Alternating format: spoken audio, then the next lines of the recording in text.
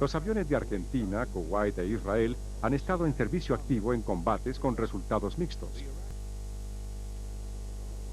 Los israelíes, con una fuerza aérea más grande y mejor entrenada, y con varios tipos de aviones, encontraron que los A-4 eran perfectos para sus necesidades. Solamente Estados Unidos ha operado el Skyhawk para misiones de combate desde portaaviones.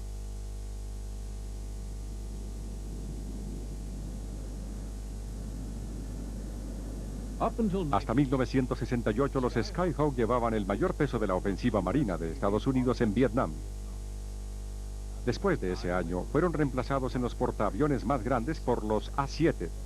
Pero el indomable Skyhawk continuó en servicio durante el resto de la guerra, operando desde los portaaviones más pequeños y desde los aeródromos de la Infantería de Marina estadounidense. En Vietnam del Norte, los blancos para los A-4 abundaban. Una implacable, aunque esquiva meta sobre el norte, era destruir su sistema de transporte y cortar los abastecimientos al sur. Puentes, ferrocarriles y segmentos de la ya famosa ruta de Ho Chi Minh eran escogidos por la inteligencia electrónica para luego ser atacados por los vuelos de los relampagueantes Skyhawk. Tan pronto las reparaciones habían sido terminadas tras los ataques aéreos, los jets norteamericanos regresaban a combatir los mismos puntos de nuevo. Más tarde, en la guerra, otras partes de la infraestructura norvietnamita eran marcadas para la destrucción, incluyendo estaciones energéticas y abastecimientos de agua. Los A-4 volaron misiones de ataque sobre blancos de inobjetable valor estratégico y obviamente estaban bien defendidos. También volaron muchísimas misiones de apoyo para las fuerzas terrestres y a bajas alturas, exponiendo las naves a fuertes concentraciones de fuego terrestre. Los Skyhawk volaron estas misiones durante la guerra. Es un hecho que volaron tantas misiones de combate sobre Vietnam que no sorprende que más A-4 se perdieran sobre el sudeste asiático que cualquier otro avión con base en portaaviones.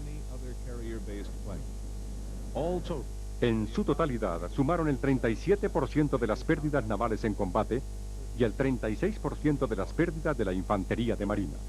Durante la guerra de Vietnam, 266 Skyhawk se perdieron en combate. Mi mayor preocupación era regresar, pero nos cuidábamos de los misiles y la AAA era muy intensa. Y si volábamos bajo, el fuego terrestre era muy intenso, así que uno planificaba la entrada y la salida. Era rápido, haz lo que tengas que hacer y sal de ahí. Era una cabina muy pequeña, los hombros tocaban ambos lados cuando la compuerta superior se cerraba. No era incómoda, cuando uno se acostumbraba no era incómoda. Uno sabía dónde estaban los interruptores y podía, aún sin verlos, tocarlos. Pero cuando era el primer vuelo, los simuladores eran pequeños. Era ahí donde se comenzaba, nadie podía creer lo pequeños que eran. El asiento trasero del avión era más pequeño que el simulador. Ellos no lo podían creer, el asiento delantero era más pequeño aún, y a uno lo empujaban para que cupiera. Pero después de 4 o 5 vuelos uno se acostumbraba. Después ya no era problema. Uno se convertía en parte del avión por lo maniobrable que es. Todo salía bien, uno sentía que era parte de él, andaba zumbando y disparando.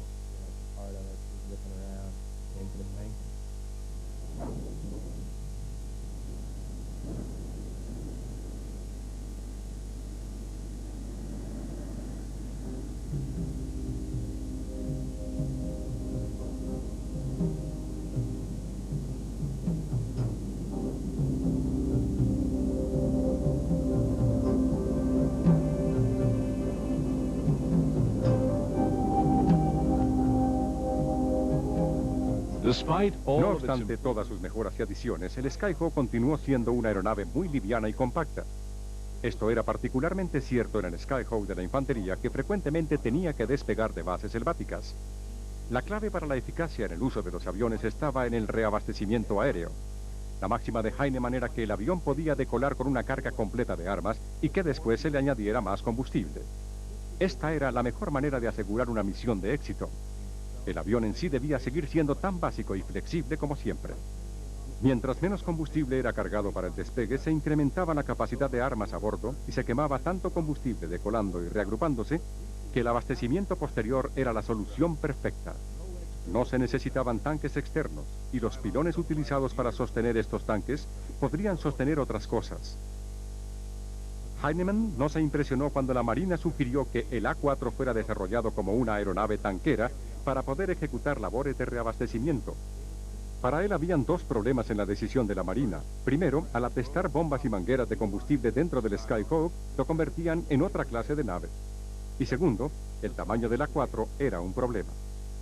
Sería algo muy difícil de lograr que todo ese equipo cupiera dentro de la pequeña estructura aérea.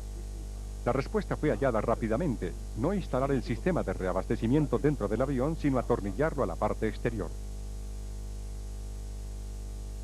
Con su típico ingenio, el equipo de Douglas diseñó un tanque para 300 galones de figura aerodinámica que pudiera ser suspendido del sostenedor de bombas.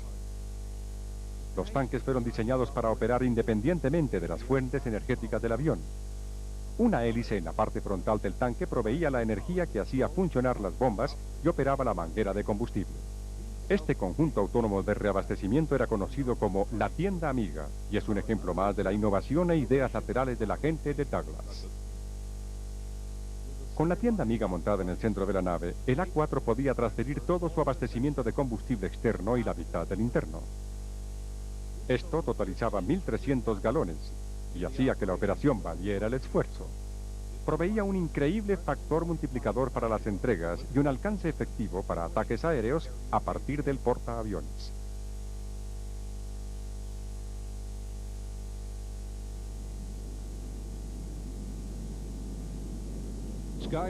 Los Skyhawk han servido muy bien a la Marina, pero por la limitación de su carga y otras consideraciones se tomó la decisión de reemplazarlos con el nuevo A7 Corsair II.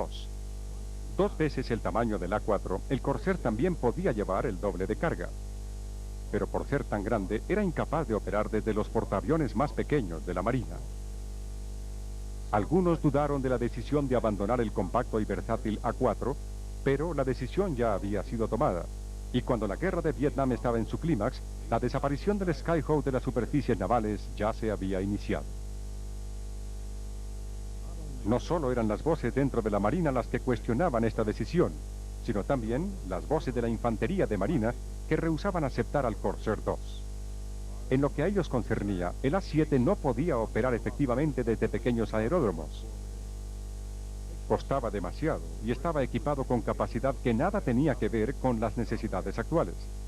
En resumen, el Corsair II no le interesaba al cuerpo de infantes, y el Skyhawk A4 dejaría caer la última bomba de la infantería de Marina en el conflicto vietnamita. Los infantes estaban felices con sus Skyhawk y consideraban que sus pequeños aviones eran más que adecuados para realizar las tareas que les asignaban. Pero, en su decisión de seguir con el mismo avión, demandaron que les hicieran ciertas mejoras. El primer cambio, un motor con 20% más de potencia. Otras adiciones incluían un mayor depósito de municiones, arranque autónomo, parabrisas y techo movible de mayores dimensiones y un paracaídas de arrastre para reducir la longitud del aterrizaje.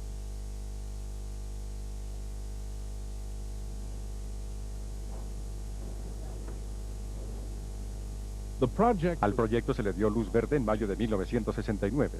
Y 11 meses después, el 10 de abril de 1970, el piloto de pruebas Walt Smith voló el modelo por primera vez. Para incorporar el equipo IAE, que identifica amigos y enemigos, la cola del avión fue hecha cuadrada. La Infantería de Marina introdujo este nuevo modelo denominado A4M en 1971 y compró 160 de estos. A los 8 años, el último fue entregado, y ese fue el fin de la producción de los Skyhawk.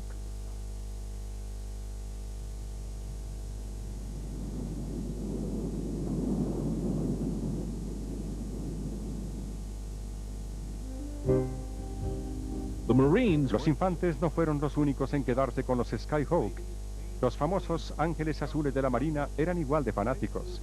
Volaron los Skyhawk durante 13 años, desde 1974 hasta 1987. Irónicamente, cuando ellos comenzaron a volar este rudo y pequeño avión, la Marina dejó de comprarlos. El último avión de un asiento fue entregado a la Marina años antes, en 1967. Y no fue sino hasta 20 años después que los Ángeles Azules por fin dejaron sus bien amados A4.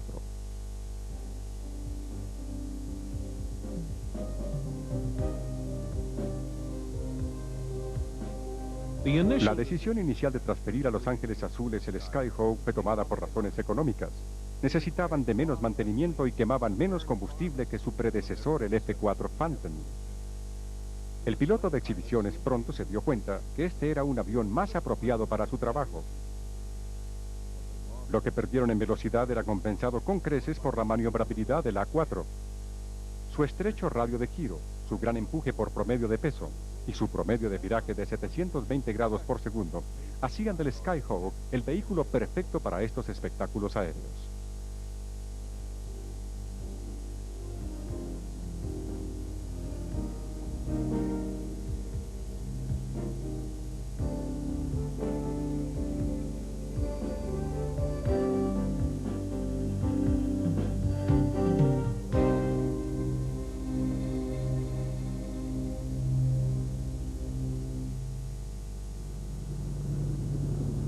Una de las virtudes evidentes del Skyhawk, mientras prestó servicio con Los Ángeles Azules, era el bajo número de horas hombre necesarias para su mantenimiento. El grupo de las exhibiciones podía embarcarse en una gira de 2 semanas llevando con ellos un equipo de mantenimiento de solo 27 personas para atender a los 7 A4 y el transporte C-130. Con este pequeño equipo de respaldo, el grupo volaba en unos 80 espectáculos al año. Este era un avión que había sido diseñado 22 años antes de que Los Ángeles Azules comenzaran a usarlo, y con 35 años de edad, cuando fue reemplazado por el FA-18 Hornet.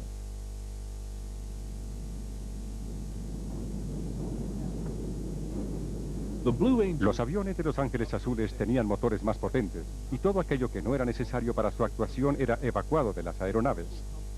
La joroba dorsal repleta de instrumentos fue removida junto con el armamento y los dispensadores de bombas. Los aviones se simplificaron y los pilotos sentían gran placer al volarlos.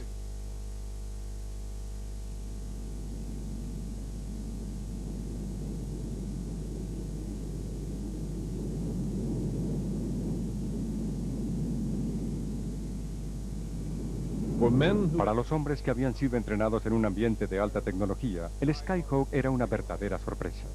Su pequeño tamaño, su respuesta y su gran agilidad los introdujo a una época más sencilla, donde para su deleite encontraron que las posibilidades eran aún más emocionantes. En espectáculos aéreos presentados en todo el mundo, los espectadores pudieron apreciar este hecho compartiendo su sensación de libertad. El A4 es muy divertido de volar. No sé de qué otra manera decirlo. Lo llaman el Skyhawk, pero muchos lo llaman el deslizador porque simplemente se desliza. Tiene una capacidad de viraje de 720 grados por segundo, donde uno 2 veces por segundo, si no tiene cuidado, puede quitarle la cabeza de la cabina. Es muy maniobrable, divertido de volar, no tengo otra manera de decirlo. La fuerte simplicidad en la construcción del Skyhawk fue un factor que sirvió para mantener bajos el costo y el peso de la nave. E igualmente importante era el efecto de alargar la vida del avión. Ejemplo de esto es que Douglas tenía que garantizar una vida de 4.000 horas para las alas. Experimentos efectuados sobre las alas durante la guerra de Vietnam dieron unos resultados sorprendentes. Tomando en cuenta la tensión tan excesiva de cargar en zona de combate, las pruebas demostraron que las alas durarían 15.000 horas, aun si estas horas eran voladas bajo condiciones extremas de combate. Bajo uso normal, las alas eran prácticamente indestructibles. La simplicidad del Skyhawk tenía una enorme fuerza. Esto no solo extendía la vida del avión, sino que también explicaba por qué el A4 podía resistir tantas balas y seguir volando. Es fácil entender el continuo afecto hacia este avión. El A4M de los infantes de Marina resultó toda una sorpresa, hasta para aquellos ya convencidos de los méritos del Skyhawk. Su nueva planta energética le daba 20% más de empuje, solo pesaba un 1% más que el antiguo motor. No hubo un significativo incremento en el uso de combustible y esto aumentaba la capacidad de ataque desde pistas cortas. Por primera vez los A4 podían operar segura y efectivamente desde pistas inferiores a los 1.500 metros. Este nuevo motor alardeaba de un empuje de 5.600 kilos. Daba mejor maniobrabilidad, un promedio más alto de despegue y más aceleración. Todo esto se traducía en mayores oportunidades de supervivencia en los combates para los A4 sobre los campos de batalla. Vacío, el A4 pesaba solamente 5.300 kilos. Totalmente cargado era capaz de decolar con más de 12.500 kilos, incluyendo 4.550 kilos de armas tácticas modernas. Increíblemente, sus dimensiones no variaron. 14 metros de largo, con una envergadura de 9.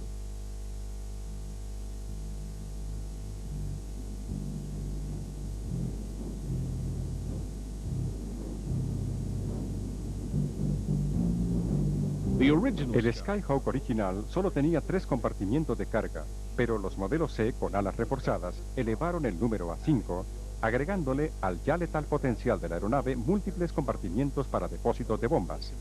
El diseño original fue concebido por personal de la Marina y de los Infantes trabajando en la instalación naval en Lago China, y luego el diseño fue perfeccionado por McDonnell Douglas, donde finalmente fue puesto en producción. En Vietnam, el Skyhawk fue conocido como el pequeño avión que hacía mucho daño. Con sus nuevos compartimientos, los A-4 podían llevar 6 bombas de 125 kilos en sus estaciones alares y 5 bombas adicionales de 250 kilos sobre la línea central.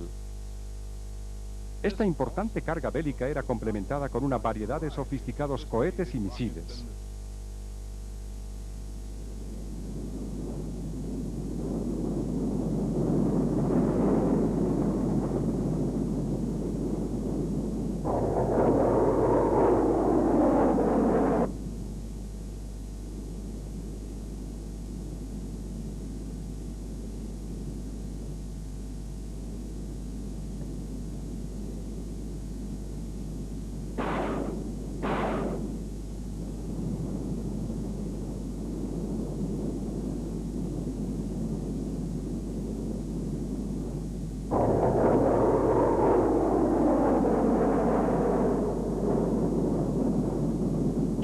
Para enfatizar los cambios hechos al A-4, McDonnell Douglas lanzó al mercado los modelos M y N, como el Skyhawk II. No obstante sus esfuerzos tan grandes y los méritos de la aeronave, el único nuevo comprador fue el pequeño Emirato de Kuwait. Así, en 1975 se comenzó a producir la versión final y más refinada del Skyhawk A-4. El fin de la línea ya estaba a la vista.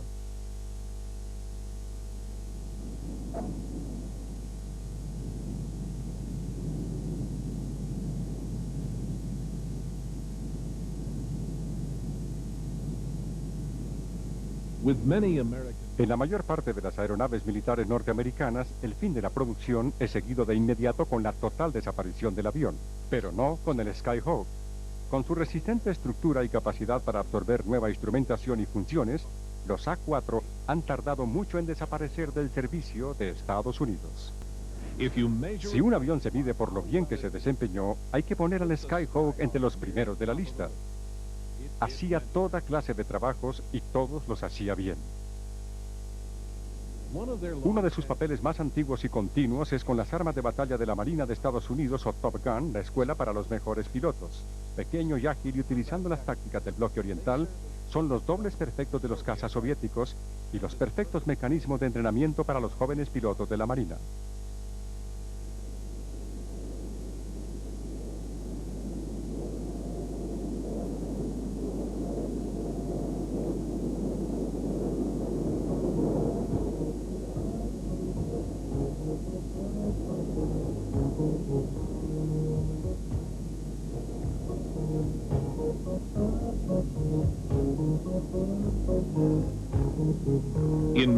De muchas formas, los A-4 son el enemigo ideal para las aeronaves norteamericanas de alta tecnología. En los centros bélicos del mundo, la oposición al poderío aéreo norteamericano sería de parte de los diseños soviéticos. Aquellos pilotos que estén familiarizados con los puntos fuertes y débiles de estas naves tendrán mejor oportunidad de sobrevivir. En los días anteriores a Top Gun, especialmente durante los primeros meses de la guerra de Vietnam, muchos de los jóvenes pilotos adquirieron ese conocimiento demasiado tarde para que lo pudieran utilizar.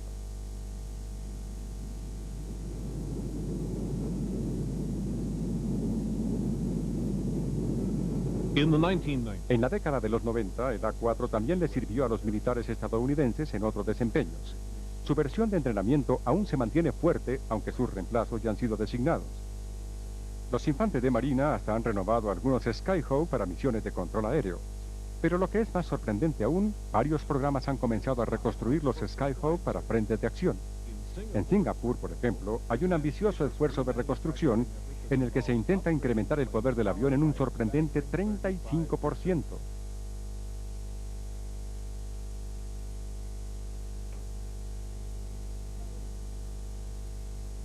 El número 2000 de los A4 fue entregado el 10 de julio de 1967. El último, Skyhawk, salió de la fábrica el 27 de febrero de 1979. Se construyeron un total de 2.960 en una producción que duró 26 años. Hubo 17 modelos diferentes y un total de 2.405 bombarderos de ataque y 555 para entrenamiento.